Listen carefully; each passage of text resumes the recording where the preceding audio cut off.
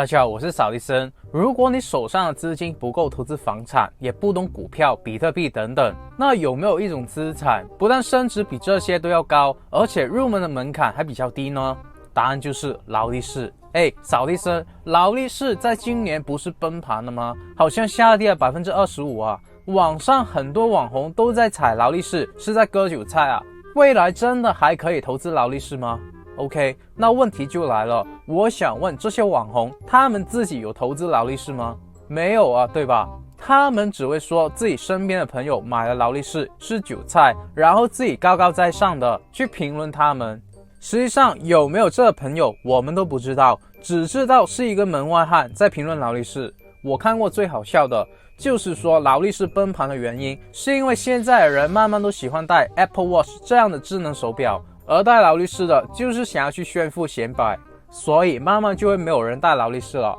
然后就会卖不出去，最后就会贬值。我笑了，真相是什么？如果今天你看完我的影片，然后下定决心要投资劳力士，结果你才发现现在你到任何一家劳力士的代理店，基本上大部分的款式你都是买不到的。那个销售员会告诉你现在开始帮你排队了，你现在已经在等候名单里面了，你只需要等个1-2年就可以买了，然后你满心欢喜的就走了。而你不知道的是，我相熟的内部高层告诉我，这些所谓的等候名单他们一转身就会扔掉了。为什么？因为劳力士大部分的款式长期都是处于缺货状态，从来不缺有钱的想要买的人，所以就算你再有钱，但你没有人脉，那你也不可能买到，因为他们也不缺你这样一个客户。这个才是市场真实的情况，你不信的自己走进去问一下就知道了。但就算真的顺着这些网红的逻辑，如果劳力士代表炫富，那有钱的人难道将来就不会炫富了吗？ OK， 如果将来所有的人都去戴 Apple Watch， 那这不就是代表了劳力士的收藏价值更高了吗？一个真正有智慧的投资人是不会被这样偷换概念的，居然把劳力士这些收藏品拿去跟智能手表这些消费品去比较，我其实觉得蛮恶心的。不过说实话，我也不否认劳力士有某1-2种手表是真的崩盘了，但你知道背后崩盘真正的原因是什么吗？刚才说了，你进去门店，大部分的款式都不能买，而普通人随便走进去能够买到的是什么款式呢？就是这些小众的，没什么人喜欢追捧的。那么经济不好的时候，这类型就没有人接盘啊，那当然就会崩盘啊。也就是说，亏钱的是什么人呢？就是对劳力士没有研究的，不懂表的，但又以为随便买就能够赚钱的普通人。难道这就是代表了劳力士整个品牌都崩盘了吗？为什么人类只喜欢看特例，不喜欢看常例呢？因为新闻和网红的标题要夸张才会有人看啊。人最喜欢看什么？就是别人亏钱，然后自己没有投资，这样他们反而会觉得可以凸显自己的智慧，就可以高高在上的取笑那些有钱投资的富人。但他们不知道的是，在全世界资产都在缩水的情况下，唯独大部分的劳力士在二手市场上是最保值的，而且流通量是最快的。如果你在4年前买了一只绿金的迪通拿，你的财富更直接增值了348%。这只劳力士你入门只需要2-3万美金，就帮你赚了差不多10万美金，相当于我们带着一间房子去逛街。那这些投资人才知道的秘密，怎么买什么升值，不懂的网红不会说。但如果你想要知道，你一定要把这部影片看到最后。我希望你可以为我撑腰，替这部影片点赞。我会把我的箱里货能帮大家赚钱的都免费的拿出来讲。而这个频道是专门培养老板、企业家、有钱人的。如果你不想再错过这些资讯，你可以考虑订阅我的频道，然后打开小铃铛。首先，当我还是一个新手的时候，一些前辈就会告诉我，你进去劳力士的门店之前呢，一定要穿西装打领带的，一定要看起来像一个专业的人士，这样你才有机会买得到啊。如果你穿得很随意，你看起来就不像买得起的，也不像会自用的，他们就不愿意把劳力士卖给你，因为他怕你是炒卖的，一转身就卖到了二手市场。是的，这里面有一个很大差价，比如说一只永恒玫瑰金的 GMT Master， 你在官网看见的是15000美金左右，但在二手市场它可以卖到2万美金以上，也就是说官网的价格会比二手的价格低啊。只要你能够用官网的价格去买，你从刷卡的那一刻就已经赚钱了。其实其他奢侈品都是这样的。那么这些劳力士的门店又怎么可能会让你用官网的价格去买呢？因为他们自己卖到二手市场就好了，不用卖给你啊。但他们是不能这么做的，因为这些你看到的门店，其实所有都只是代理劳力士的经销商。劳力士本身在全世界都是没有直营店的，劳力士它只专注于研发和生产，销售的话都是代理商的模式。因此大家看到那些店面，不管装修多么厉害，都是不同的零售商开出来的。你知道要拿到劳力士赋予的代理权有多难吗？所以这些代理商都要去遵守劳力士定出来的2大规则。第一，就是只能以官网的价格去贩卖；第二，就是不能卖给那些二手的炒家。只要不违反这2大原则，只要不违法，那你怎么卖，想要卖给谁，劳力士都不会过问。也因为这样，一个新手想要在这些代理店买劳力士，他们都会对你有一个背景的调查，大概知道你的职业啊，有没有钱啊之类的，不然他们是不敢卖给你的。那么问题就来了，这些代理商只能卖官方价，不能加价。那这些一手的代理商怎么赚钱啊？解决办法很简单啊，捆绑消费，也就是所谓的配货大售。假设今天我从劳力士取回来一只余文乐结婚时候才戴的迪通拿，全店只有1只，但是我只能卖官方价$28,000，外面二手市场卖5万以上，不需要等升值，只要一转手就可以翻倍。这里面有$2万多的溢价，那怎么办？当然还是价高者得啊，我不能涨价，但卖给谁我来决定，对吧？ OK， 今天谁在我这边消费最多，我就卖给谁。假设你答应在我这边消费$1万，但小明答应我会消费10万，那我当然会卖给小明啊。而且这里面的溢价是$2万多，你只答应消费1万，那我怎么可能会卖给你呢？对吧？这里面有3个价格，官方价$2万8，炒价5万，那中间的差价$2万2，就是你最想要在我这边消费的价格，也就是所谓的配货价。你低于这个配货价，我都不会考虑卖给你。所以很多人听到这里就却步了，因为就算这笔是稳赚投资，但也因为门槛太高，就算他们再怎么拿命去换钱，就算再怎么不吃不喝，但还是买不起啊。原因是因为他们选的错了，那就算他们再努力也没有用。20年前你看着搞贸易的赚钱，然后你去当工人；5年前你看着电商发财，然后你去搞餐饮；现在你看着自媒体成就了无数白手起家的人，然后你去做文员。那么将来的元宇宙和人工智能呢？我告诉你，将来如果你的事业不是互联网的行业，你都很大可能被淘汰，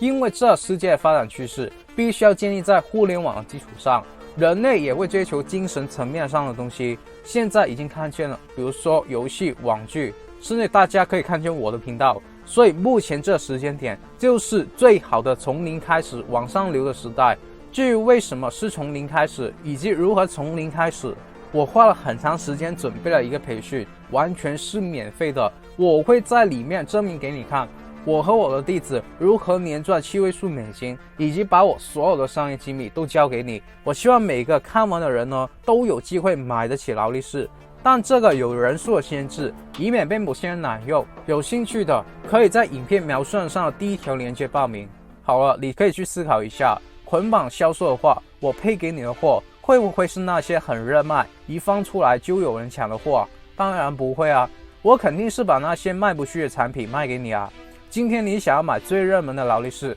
，OK， 你就要搭几款我们这边最不热门的产品，可能是其他品牌的手表，也有可能是钻石戒指等等。反正就是看那一家代理店它是卖什么的，他会指定你买什么品牌的款式，但买多少你自己决定。那假设你今天想要求婚，反正你都要去买几卡的钻戒，那倒不如你去买一只劳力士，顺带配货买了钻戒。但刚才也说了，全店就只有1只，不是你想要买就能买的。其实大部分的劳力士都在进入代理店之前就已经售出了。那么这些代理店就会面临一个很艰巨的任务，就是去管理这些愿意花几万美金去买劳力士，但最后却无法拥有的普通消费者他们的情绪。这时候你就会进入候补的名单，或者是 VIP 名单。什么是候补名单？就是刚才说的，要排队等个3-5年就有机会排到，而其实他们一转身就把这候补名单扔掉了。这什么候补名单呢？就只是安抚你而已，让你觉得还有希望。其实真正有机会买到热门的劳力士，只会是他们 VIP 名单里面的人。但这 VIP 名单又分了几个层次。首先第一级，你在这边消费个2到3万美金，然后等了半年，你就会自动成为第一级的 VIP。这时候你就可以买一些不太热门的劳力士，但不是说这些不太热门的就不用抢，可能全店也只有10几20只，大部分也是一买就赚钱的。如果你是 VIP， 那只要他们店有进货，他们就会第一时间通知你。如果你先拍板说要了这只劳力士，然后你答应的配货价格是合理的，你就有机会买到这些不太热门的劳力士。那么再上一个级别的 VVIP， 你可能要消费个5到8万美金左右，这时候你就可以买一些次热门的劳力士。次热门的劳力士当然入门价和赚幅会比较高一点，而最高层次的 VVVIP， 你可能要消费到15万美金左右。这个时候全店唯一一致余文乐结婚时候戴的迪通纳，你就有机会去投标，那当然买到就直接翻倍。每个代理商他们的 VIP 名单都不同的，这些标准只是靠我的认知给大家参考，但大多数的情况都是相似的。劳力士代表了你的财富和地位，你在这些代理商有购买的历史，有足够的消费额，也代表了你有财富的信用，让这些代理商可以相信你是有能力去买的，并且是有能力立即购买的。一只最热门的劳力士，一买就赚，每个人都想要。如果你没有钱，那代理商为什么还要通知你呢？你分分钟还要砍价，浪费他们的时间，还贬低了这只劳力士的价值。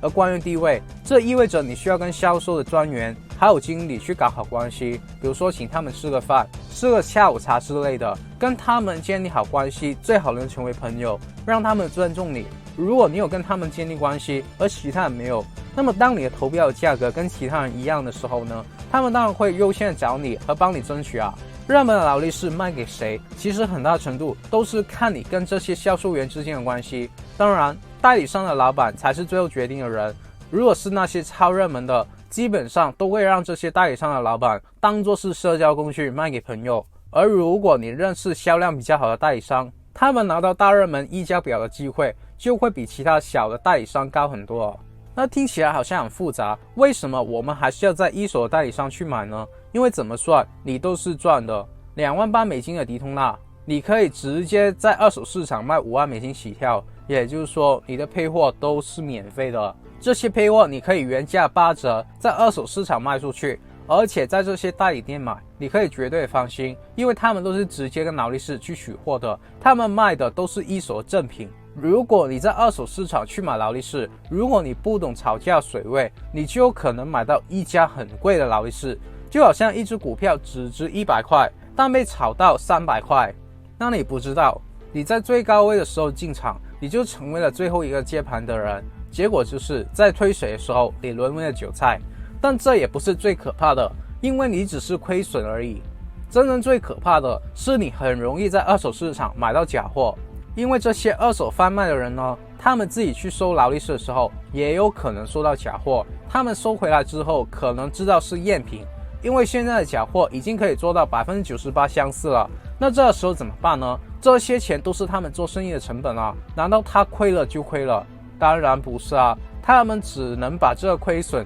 转嫁给新手的买家。他们把假货放到店里面，然后如果从你的谈吐发现你对劳力士不太认识，你是第一次买二手表的新手，那么他们就会慢慢的把这假货拿出来，然后推荐给你，甚至给你一点优惠，让你买到假货以后还要感激他，不但下次再来光临他，甚至还带亲朋好友一起过来买假货。当然不是说每一个二手商人都是这样，但除非你认识人，也认识信得过的鉴定师，否则买到假货的话，你这几万美金就化为乌有了。其实在一手代理店去购买，门槛也没有你想象中那么高。刚才也说了，你成为第一级的 VIP， 你只需要消费个2-3万美金就 OK 了。你自己结婚送礼，本来也要花钱啊，那你就可以在这边消费，先成为他们第一级的 VIP， 然后赚钱就卖，不断重复买卖，然后升级上去。但如果你真的没钱也没有关系啊，因为要成为他们的 VIP， 只需要你在那边消费，但消费不一定是花你自己的钱啊。你可以找到想要在这边消费的亲朋好友之类的，然后你主动的去帮他们跑腿，目的就是在付款的时候刷你自己的信用卡，你不需要花1毛钱就可以成为他们的 VIP，而只要成为他们的 VIP， 就算是普通热门的劳力士，你一转身卖到二手市场，不用等升值，你也是赚钱的。这样重复的操作下去，你自然就会慢慢的升级到 VVIP 和 VVVIP， 其实就是你的时间和耐心的问题，就好像打游戏升级一样的概念，对吧？再或者你不想要这么麻烦了，你只想要买一只正版的劳力士，如果你身边有 VIP 的朋友，你也可以找到他们帮你刷这卡，过了3-5年升值了，你再卖出去，他们也很乐意无条件帮你，因为他们的 VIP 也会升级，然后他们也可以买到更高级的劳力士。所以真正的劳力士投资人呢，他们在代理商购买之前，其实已经可以算清楚他们可以赚多少钱了，因为他们的劳力士是最新的，他们卖到二手市场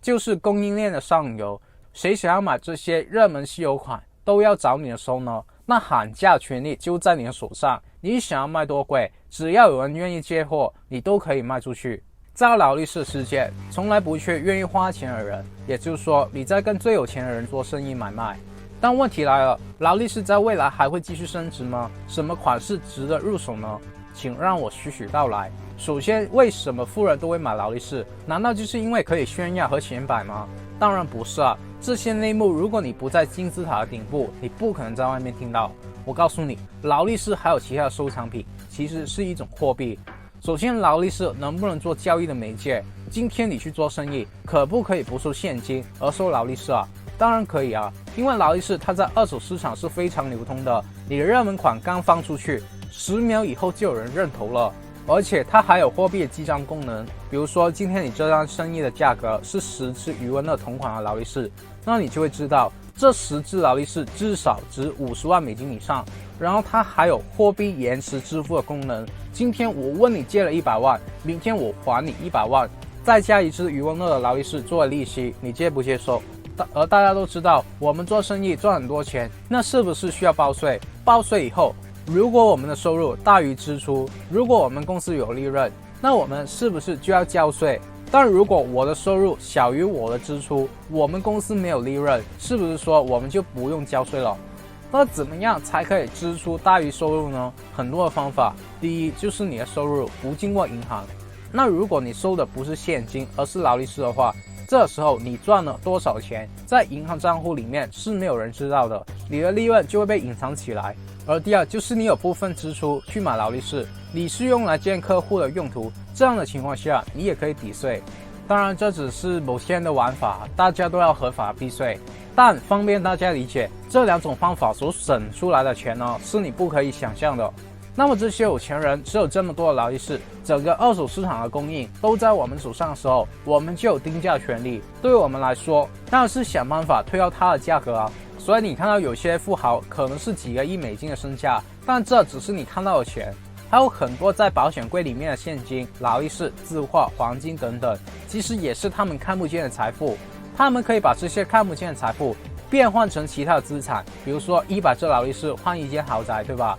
所以你就会明白为什么劳力士是一项会升值的资产，而不是像智能手表一样是一个消费品了。你可以发现，现在全世界劳力士的代理店请一个销售员呢，每天就是为了看护一个空空如也的展示架。而这种情况现在越来越普遍，就是因为世界上想要买劳力士、买得起劳力士和认为劳力士是可以保值增值的人越来越多啊。很久以前，拥有和购买高级腕表的群体本来就是小众的群体。以前你有钱了以后，你也只会考虑到刚性需求，还有炫耀起来最明显的成功必备的奢侈品，比如说所谓的五子、妻子、票子、房子、车子，还有孩子。但这些都配置了之后呢，你才有闲置的钱去玩手表。但现在都不一样了，当这五子都玩不起的情况下，倒不如直接去玩这种入门门槛比较低的资产。所有的热钱都看上了这些高级的腕表，就是这个以前就是小众投资的渠道，连没什么钱的散户、不懂表的买家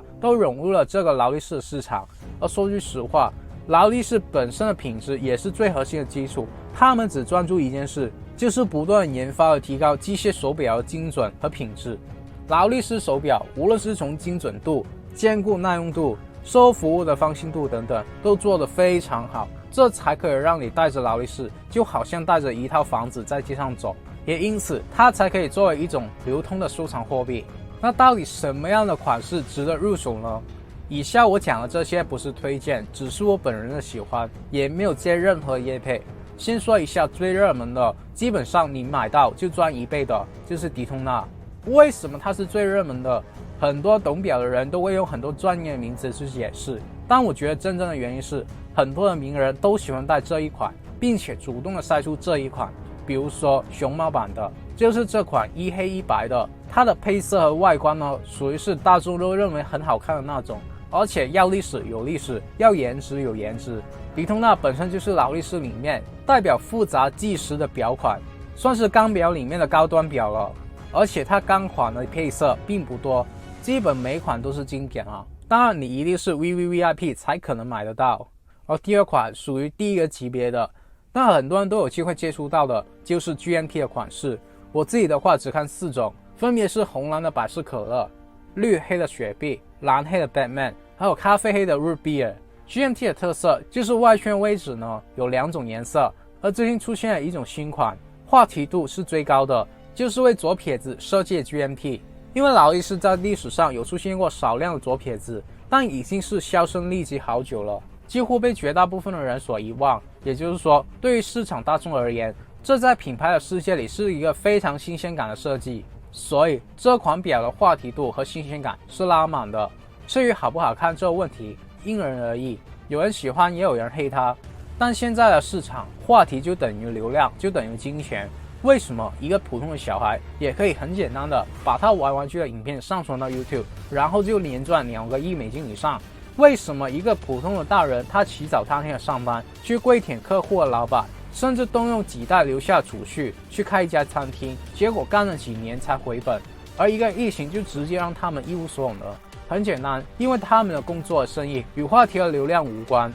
他们只是在某一个区域赚钱，而且还需要自己囤货、租店、请员工，还有各种各样的成本。到头来，他们的客户就被同一个区域的竞争对手抢走。我告诉你，真正创业必须是无成本的。而 YouTube 自媒体创业，我们只需要坐在电脑面前，就可以随时随地的工作。而且，如果你吸引到100人关注你，其中如果有1%的人为你付费，你随随便便都可以是一个100万美金以上的富翁。那么这些你可能就会觉得很宏观，你可能会觉得你不太可能实现。但是在互联网这比病毒更可怕的世界，你可能一觉睡醒以后，你就有几十万的人关注你，你直接瞬间逆天改命。但这些如果你有毅力的话，你可以自己去摸索，可能3年、5年甚至10年，只要你不放弃，一定也会成功。但如果你有一个真正有结果的师傅，把他所有的商业机密总结为一个像麦当劳师一样的系统，让你直接去复制他的方法和结果。如果有一个人不但可以教你真正实践过获得流量、做 SEO、剪辑、写内容等等的一套方法，还会把他1年赚7位数美金做生意的机密全部毫无保留的手把手的带着你去创业，你会不会想要认这样一个师傅呢？我自己把我这1年多40万订阅的，还有以上的这些大语数都放在了我的创业商学院里面，永久的带着我的弟子去创业。如果你有兴趣，你可以马上在影片描述上的链接走进我们的大家庭，因为现在我们很快会取消前期的优惠，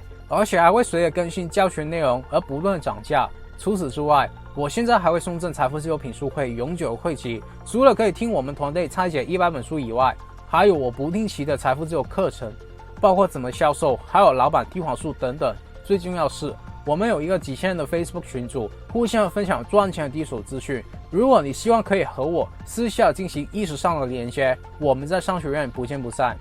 好了，那第3个在低一点的级别，就是普通年轻人刚出来工作也能够入手的 Submariner， 也就是所谓水鬼。它不但相对比较便宜，而且还是经典中的经典。它是劳力士在1953年制造出来世界第一款真正具有专业机能的潜水表。它定义了潜水表的技术、外形乃至文化。它的经典无需多言了，也算是相对比较好买的款式，主要是需求量太高，导致很难买。要说劳力士性价比最高的表，我认为真的就是水鬼，因为流通性太好了，根本就不愁卖，本身又低调好看，没有什么大毛病。它不算一家最大的劳力士，但它每一年都非常保值，而且还可以稳定的有涨幅。我认为技术和知识是有价的，就算其他的品牌怎么去模仿劳力士，都无法做到它的价值，是因为设置劳力士手表本身的成本就很高。比如说它的玫瑰金是它独一无二研究出来的颜色，他们有一个全世界最专业的研发设施，而且还不断的创新新的制造方法和技术，加上他们本身的原料都是非常珍贵的，不是油漆或者镀金，所以戴过的人都会感受到它的工艺。而它不但有货币的属性，不但跟钞票一样方便携带，而且它还比钞票更加容易易于保存。这些特质下面，劳力士不可能不会成为有钱人喜欢追捧而隐藏资产的奢侈品。有这么大的市场，有这么多的资金接盘，我自己就从来不担心劳力士未来会崩盘，反倒我会在价格调整的时候入市，看看有没有被低估的便宜货。好了，有什么问题可以给我留言，只要你们能在我今天说的内容里面找到一两句话是有用的，能够帮助自己的人生过得好一些，我就心满意足了。那么接下来的每周四8点30分，我都会继续分享关于成为富人、企业家、投资家、达到财富自由的免费信息。如果你不想要错过，我还是呼吁你订阅我的频道，然后打开小铃铛，然后无私的把影片分享出去。我真心的祝福为这部影片点赞兄弟姐妹们早日达到财富自由。好了，我们下个礼拜不见不散，拜。